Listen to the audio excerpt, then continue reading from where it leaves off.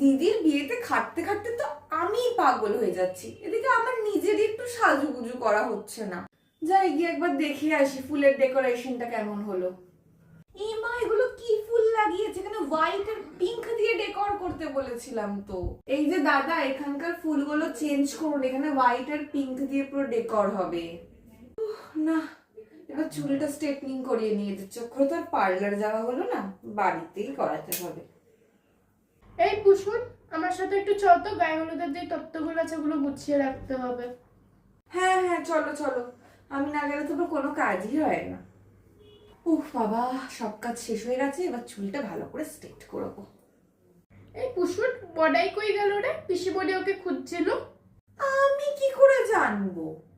জানিস না? ছোট ছোট ভাই বোনগুলো কোথায় চলে যাচ্ছে দেখবি না? এত বড় হয়ে গেছিস, তাও তোকে এগুলো বলে দিতে হবে? কোনো দায়িত্ব বোধ নেই, শুধু হাতে পায়েই বড় হয়েছিস। দাঁড়িয়ে আছিস কি? যা গিয়ে দেখ ওরা কোথায় গেল।